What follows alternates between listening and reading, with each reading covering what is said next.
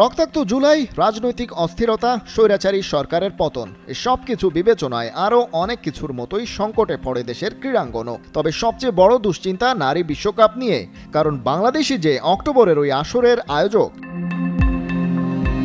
অবস্থা বিবেচনায় ভারত, অস্ট্রেলিয়া আর ইংল্যান্ডের মতো দেশ তাদের নাগরিকদের বাংলাদেশে ভ্রমণ ও অবস্থানের ব্যাপারে কড়া সতর্কতা জারি করে। বাধ্য হয়েই তাই বিকল্প ভেন্যুর খোঁজ শুরু করেছে আইসিসি।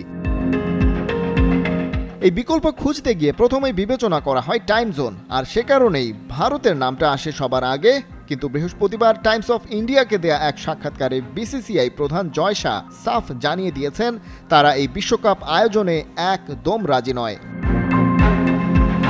কারণ হিসেবে জয় শাহের ব্যাখ্যা, অক্টোবর মাস ভরা বর্ষার মৌসুম, তাছাড়া আগামী বছর তারা আয়োজন করতে চলেছে ওয়ানডে ফরম্যাটের নারী বিশ্বকাপ। জোরে সোরে চলছে সেটার প্রস্তুতি। তার আগের বছরেই আরেকটা বিশ্বকাপ আয়োজনের চাপ নিতে রাজি নয় বিসিসিআই। পরিস্থিতি পর্যবেক্ষণ করে আইসিসি মোটামুটি আটঘাট বেঁধেই বিকল্প ভেন্যুর সন্ধানে নেমেছে। তবে ভারত রাজি না হয় অন্যভাবে ভাবতে হচ্ছে বিশ্ব ক্রিকেট নিয়ন্ত্রক সংস্থাটাকে।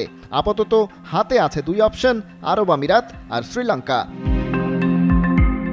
সিদ্ধান্ত এখনও চূড়ান্ত নয়। বিসিবির সাথে যোগাযোগ করা হচ্ছে। বাংলাদেশের বর্তমান অন্তর্বর্তীকালীন সরকারও নারী বিশ্বকাপ আয়োজনের এই সুযোগটা মিস করতে চায় না মোটেও। ল অ্যান্ড অর্ডার সিচুয়েশনের জন্য আমাদের নারী বিশ্বকাপটা আমাদের বাংলাদেশে ভেন্যু হওয়ার ক্ষেত্রে একটু হুমকির মুখে আছে।